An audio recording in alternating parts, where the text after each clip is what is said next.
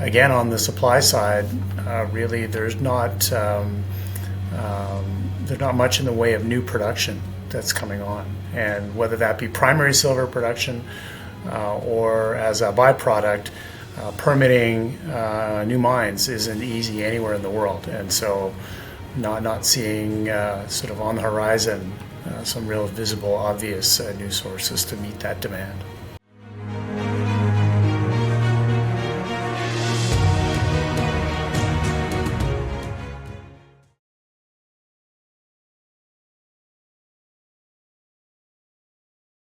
Hello, everyone, and welcome to another edition of Triangle Investor Interviews. I'm your host, Lucian Valkovic, and before I announce my guest, just a reminder of a disclaimer. This interview and all my interviews are not a recommendation to buy or sell any shares, products, or services. Always do your due diligence and consult with your financial advisor. I'm joined today by Lon Shaver, Silvercorp Metals President. Lon, great to have you back. I always enjoy our session. Warm welcome to you.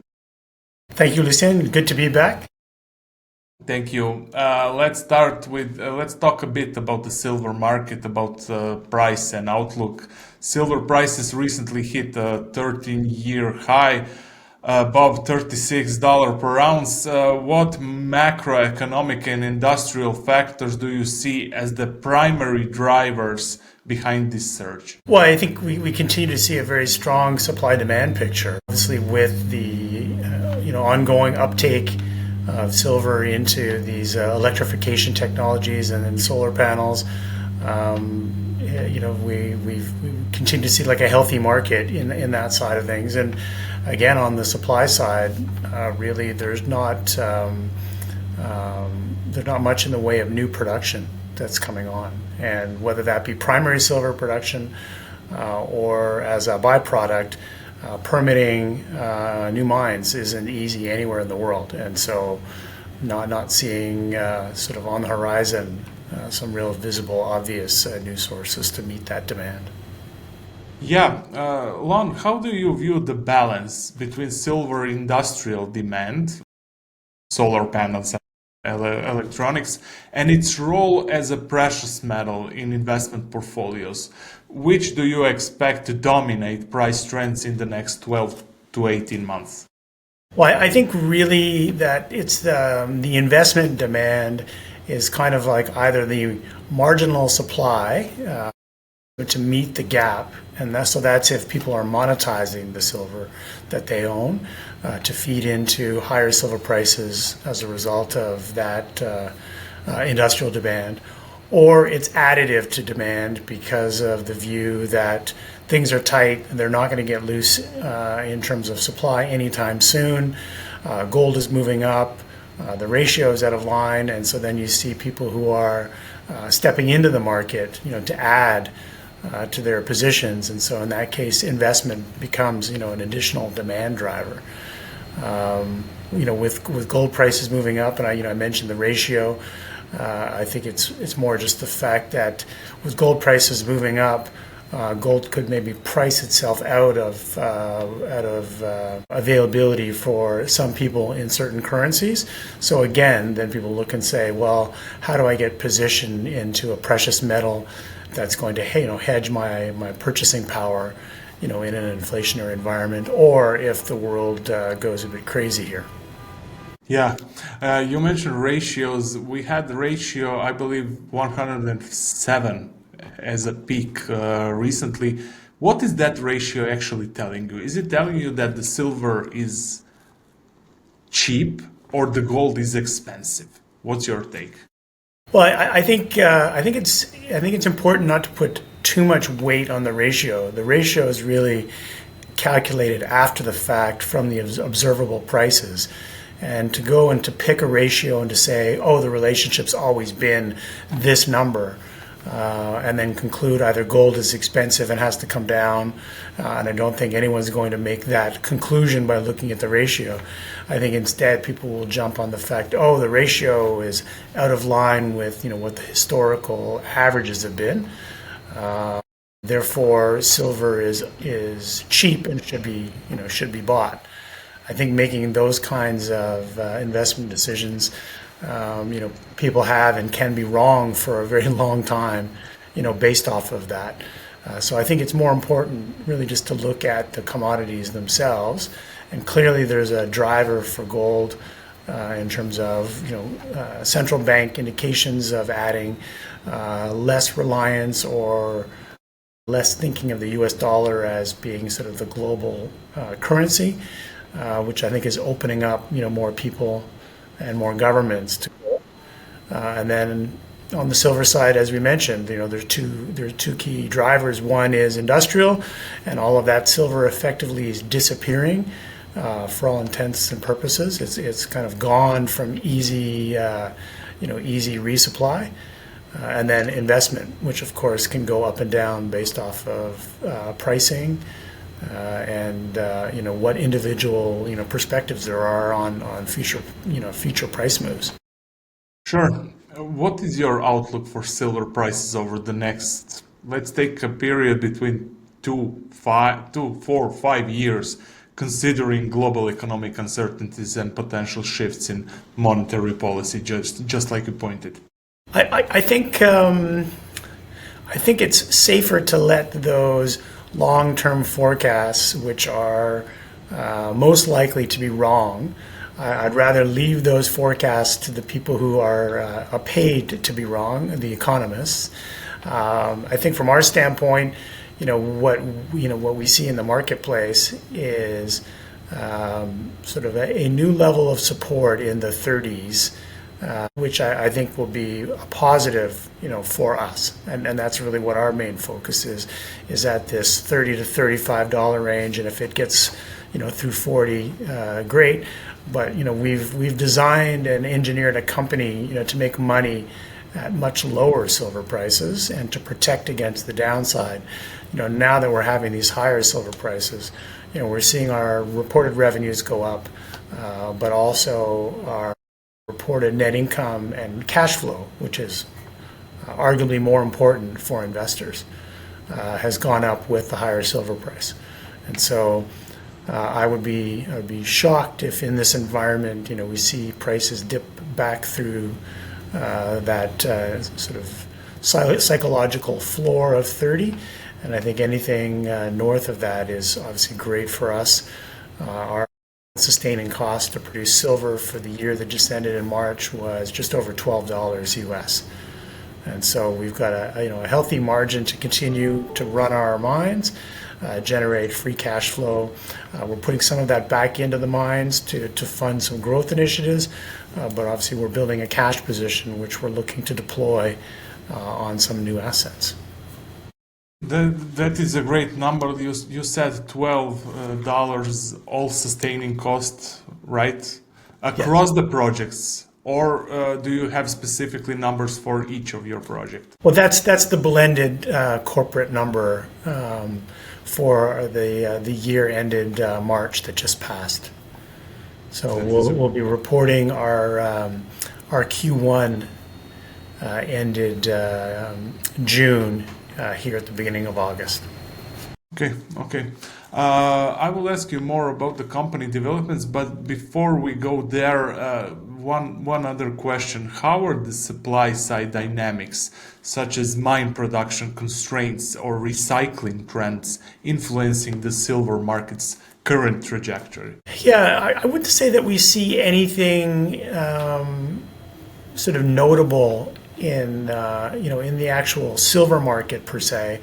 Obviously, the silver market pricing is driven off of immediate supply demand fundamentals, and when you're talking about refined silver, the price is there and the price is posted for everyone. I think what's interesting for us is as a concentrate producer, what we've seen here over recent months is shortages of concentrates for some of the smelters.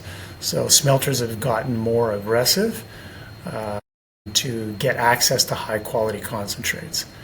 And that has led to, for us in our lead concentrates, seeing some negative treatment charges related to lead. And whether it's negative treatment charges or just premium pricing for those concentrates, There's different ways you can express that, but we've seen that as negative charges to produce, to treat the concentrates, and they've bumped up the payability factors on the silver in those lead concentrates by a few, a percentage point or more.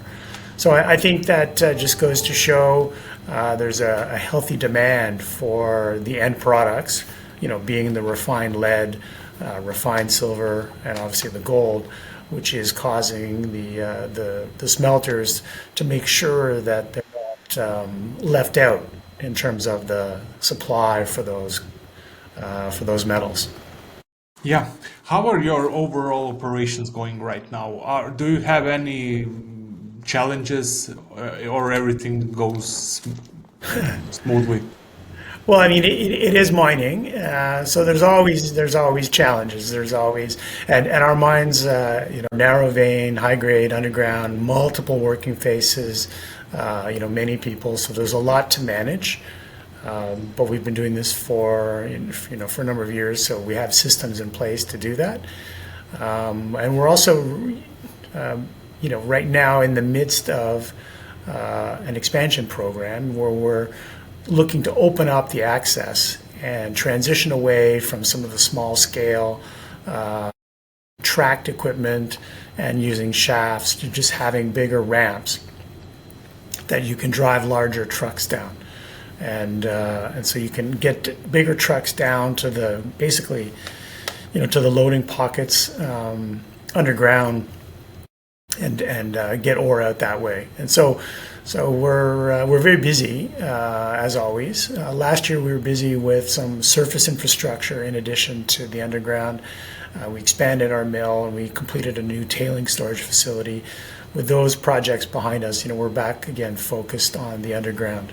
And like I said, opening up new areas, new access, so we can plan a longer term, mining operation, and one that's going to include some more mechanized mining with larger tonnages. You are also busy updating mineral resource estimates, as I saw in your press release for Condor project that was announced in early June. That highlights higher grade underground deposit. What makes this update a pivotal moment for the project development? Well, I think it's confirming our original stance that this is better viewed as a higher grade underground project. And so by completing that resource estimate and getting some validation, some confirmation that this is the case, it feeds into the justification for the drill program that we're doing to target a few key areas. And then really what we have right now is a permitting exercise that's also underway to look at getting the permits we would need to drive 2 ramps down to those higher grade areas so that we can initially do exploration, but then with the resource and a PEA that we're looking to complete by year end, we will be in a position to say, okay, we've got permitting to get underground, we have a resource that justifies an underground operation as evidenced by a PEA. How do we move forward and look at building this into a higher grade underground mine, and one that we can get going quicker and with less capital than what had been thought of previously for the project. Yeah, how does the Condor project's zinc component, alongside gold and silver, position it within the broader context of global demand for battery and industrial metals? Yeah, I wouldn't say that the zinc element of Condor is going to be a huge driver for the project. Really, the bulk of the value there will be within the gold, but we're always open-minded, and the Chinese mines obviously benefit from byproduct credits in lead, zinc, growing gold as well, and to some degree even copper. We're starting to see some of that in the mineralization at Ying. So all of those things help to round out the revenue stream, and we'll take those happily. But really the focus at Ying is obviously silver. Focus at Condor is the gold.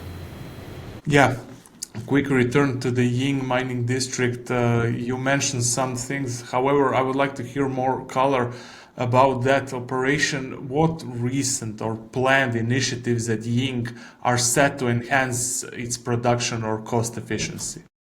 Well, as I mentioned, we're looking to phase out the use of the shafts.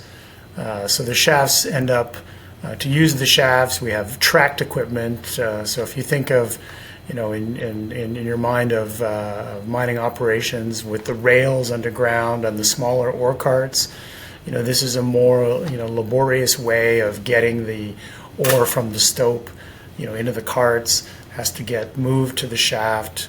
The shaft has to be operated. There's sort of just more people and more handling involved in that. And that, of course, leads to some higher costs. And then once the ore is on the surface, you then have to move it out of those carts and again, then truck it to the mill. So by having these bigger ramps that you could drive a truck right down, get it loaded at the mine, at the loading pocket, drive it right out. You've got one driver basically delivering all the ore to surface, not multiple people pushing carts around and having to get carts and operate the shaft as well, which again requires a crew of people. So we're looking at ways that we can increase the tonnage that's being delivered to surface, but not increase the labor intensity or the number of man hours involved in doing that. Yeah, similar question for your GC mine. It contributes significantly to your silver, lead, and zinc output. How are there specific optimization or expansion plans in place to strengthen its role in your portfolio? Not really. We're somewhat constrained there in terms of operating rate, and you sort of have a mine that, without something transformational, it's in a nice steady state. So if you start to push something outside of kind of an equilibrium, you end up with challenges, and what you gain in some momentary benefit, you might give up in something after. So I think I would just continue to view it as a steady contributor, and from a revenue mix. Obviously, it's got more of a zinc component than Ying does. So it does provide a bit of a hedge and a bit of diversification in our revenue stream. Understood. Beyond Condor, Ying, and GC, are there any other exploration or development projects that Silvercorp is pursuing? What strategic value do these add to your growth pipeline? Well, I mean, we can certainly talk about El Domo in Ecuador, but staying in China, we're moving ahead to develop the Quanping project. And so this will be viewed as a satellite operation to Ying. We don't have anything in either the reserve or resource category for it. There are obviously internal calculations and previous estimates done to Chinese resource standards. But we're looking to spend some money this year in terms of underground development to get down. And it's funny, similar to Condor, to get down into the ore zones so then you can truly see what you've got. And obviously the difference with Quanping is that it's permitted to become a mine, which we would transition it to, and we have a home already for those ores, being the milling facility at Ying. And so I could see it start to be later this year, potentially a contributor with some development ores, and then after that we can bring forward a more concrete mine plan. If you think of it as sort of the 8th Ying mine, it won't be the biggest, it won't be the smallest, somewhere in the middle, and the only difference from the other Ying mines is that it's 30 kilometers away from the mill, but that's not an issue. We'll have some excess milling capacity, and so it'll be economic to truck those ores. Sure. You mentioned El Domo. I would like to hear an update on El Domo. What are you currently doing over there, and what are the plans for the remainder of 2025? Yeah, so to date in 2025, we've been focused on surface infrastructure, road building, road improvements, preparing some of the areas for the camp that will be needed for the bigger construction activity, which we expect will begin later this summer, likely in August. We've signed and announced one of the bid packages that has allowed us to get going on the operations that we've been doing to date. There's a few other bid packages that we're in the midst of negotiating with some of the other suppliers. One of them is related to the mill equipment. We've been working on, getting the orders in for that, and it's very similar in terms of the equipment size and scale as the expansion that we did at Ying. So there's nothing really unconventional or too surprising about that. It's a short build cycle. Right now, we're still comfortable with a target of the end of 2026 to have everything all together and ready to switch on. Sure. ESG standards, they are increasingly critical. How is Silvercorp integrating ESG practices across its operations, from established mines to the new projects like Condor? Well, that's a great question. That's something that we've started to work on.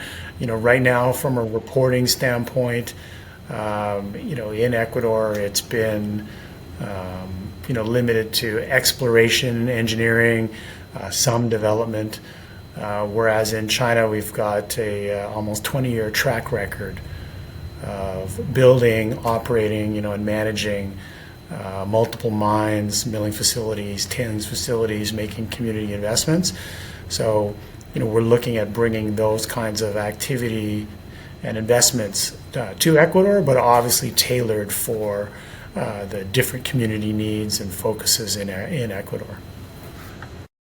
How is your M&A vision, M&A approach, strategy for the company? Are you open for acquisition outside the jurisdiction you're operating currently, let's say the new markets? Absolutely. That's really been a focus, is being out and looking and reviewing new opportunities in new places, and that's what obviously took us to Ecuador. And so we continue to be active looking. I think we've done a very good job of surfacing value in all of the activity that we've done. And I think we've been disciplined in not chasing and overpaying for some of the targets that we've identified. Unfortunately, that's meant that we've missed a few. That other people have come in and been more aggressive and outbid on. But with Adventus, that's one that we've landed and has given us two great projects, and we're continuing to do the same activity, looking to see what are the hidden gems of the assets technically. What do they have in the way of sort of a license to operate in terms of permitting, relationships with the community and the government, and then can we make an economic deal that makes sense for our shareholders? And those are the main questions that we address in everything that we look at, whether that's a development asset or whether that's a production asset. Sure. Final thoughts, Lon. What's your message to the current shareholders, future shareholders, and what can they expect in the terms of news flow? Well, I think this ties in, news flow ties into the comments that I'm going to make, which is we're a established producer, but that's become a growth story in transition. And obviously, as we move ahead and deliver on bringing El Domo into production and demonstrating value creation at Condor, that will start to grow that contribution to the sort of the portfolio of assets. And ideally, we identify one or more other projects that we can take on and bring into the company that will further add to the platform and give investors a chance at value creation within the company and within the share price as we become a bigger and more profitable company generating higher free cash flow. Sure, and we will update them with our interviews. That was Lon Shaver, Silvercorp Metals President. Lon, I wish you luck going forward and thank you for this interview. Thank you, Lucian. It's always a pleasure.